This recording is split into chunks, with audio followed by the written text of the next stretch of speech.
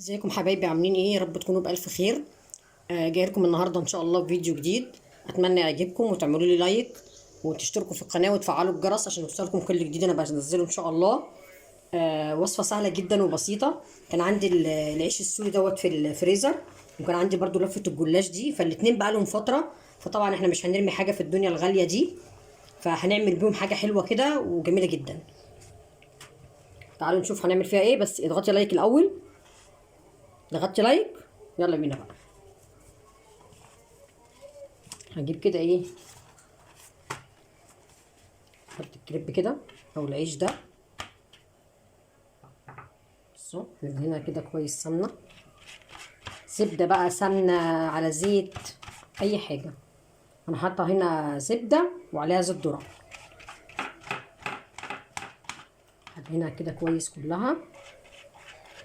دي حاجه كده ايه زي المطبق، احنا عندنا في الصعيد بنعمله بس بالعجين، يعني بيعملوا عجينه ويفردوها خفيفه خالص ويعملوها مطبق. احنا بقى هنعمل لها اختراع وحدثنا منه وعملناه بايه، بالعيش السوري ده. عملنا المطبق بتاع 2022. هنجيب بقى ايه ورقه جلاش كده واحده،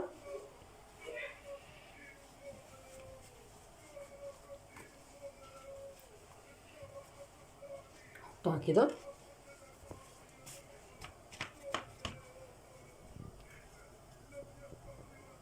ممكن بقى تحطي واحده او تحطي اتنين، انا هحط واحده بس. برضو تدينيها كده كويس.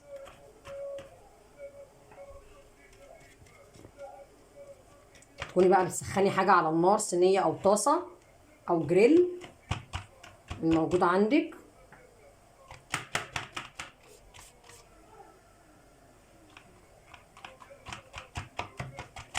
تشربيها كويس كده.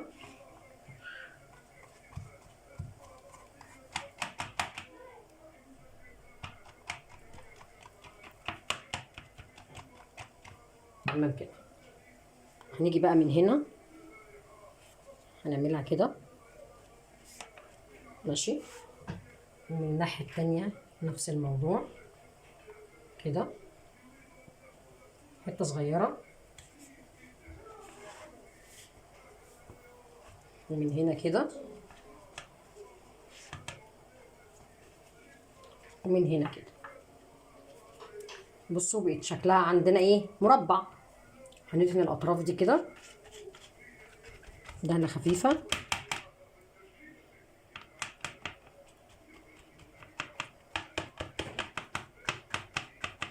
هنجيب بقى ايه، الطرف ده نعمله كده والطرف ده نعمله كده. هنقفله زي الظرف كده يعني، فاهميني؟ وده كده، لا استنى، ده كده الاول.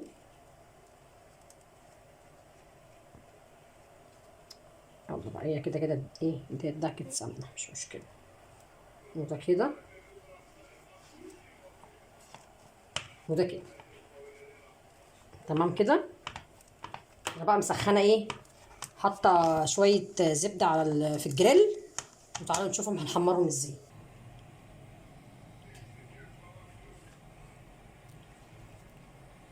بصوا بقى سخنته وحطيت حوالي 3 4 معالق كده من السمنه او من الزيت. نوطي النار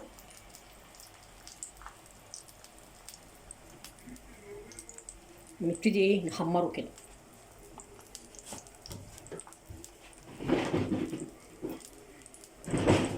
خلي بالك منه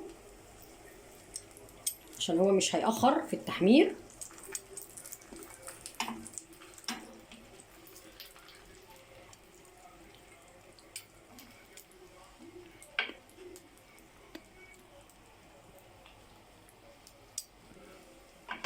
وشويه وديه كده يمين وشمال عشان ما يتحرقش منك.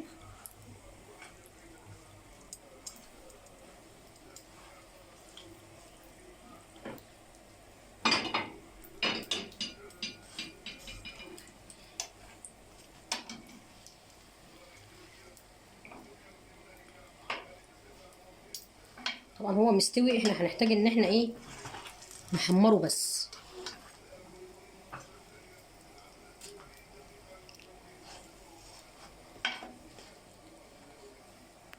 ممكن على فكره لو مش عاوزه تقليه في اي ماده دهنيه، ممكن تدهنيه من بره كده من فوق ومن تحت وتحطيه في الفرن، بس تخلي بالك منه وتسويه كده من غير ما تقليه.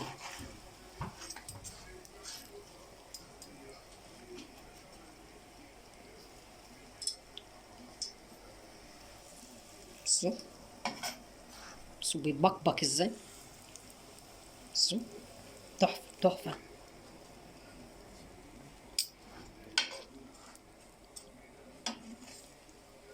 بصوا بدأ ياخد لون حلو اهو. نقوم بقى قلبينه ايه الناحيه التانيه. سامعين الصوت يا جماعه؟ سامعين بيغني.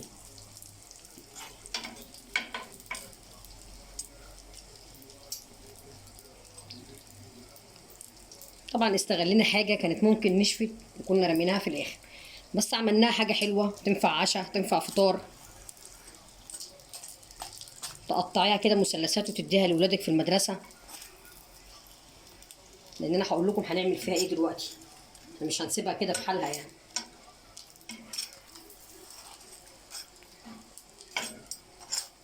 ده بقى المطبق الصعيدي بالطريقه الحديثه.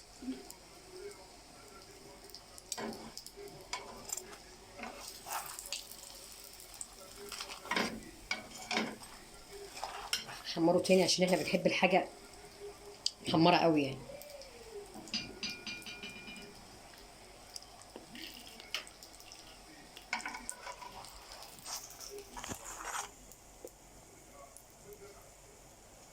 بس بقى نطلعه كده، نصفي شويه كده من الماده الدهنيه اللي هو فيها دي. تمام. بقى في الطبق. تعالوا اوريكم هنعمل فيه ايه. نفتح كده من هنا ونرش سكر. يا سلام سلام يا سلام، واو يا جماعه، واو بجد، حاجه كده يعني اخر دلع. نفتح ال4 جناب كده وهو سخن. تمام. نحط في كل جنب معلقه سكر. ممكن على فكره تحطي سكر حبيبات عادي، بس انا لقيت دول عندي قلت احطهم واكمل بالسكر الحبيبات، مش هيعمل حاجه لان هو كده كده وهو سخن هيدوب على طول. ونقفل بقى.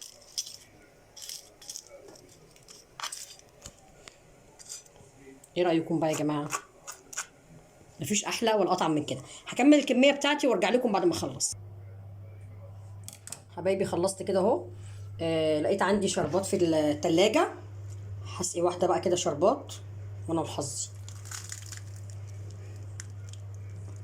تغيير من السكر، نعم كله سكر يعني، بس تغيير شويه. بصوا الدخان، بصوا الدخان يا جماعه، بصوا وحوحه وحوح والله.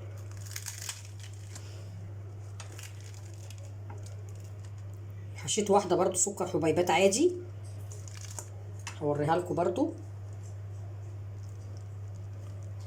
ممكن بقى تحشوها نوتيلا، صوص فراوله، اي افتكاسه يعني مش هتفرق. تمام كده. بصوا دي بقى اللي هي ايه، معموله بالسكر الحبيبات اهي. حاجه كده يا جماعه والله يعني بتتحدث عن نفسها. اكاد من فرط الجمال ان ازول. ده بقى يا جماعه المطبق الصعيدي بالطريقه الحديثه.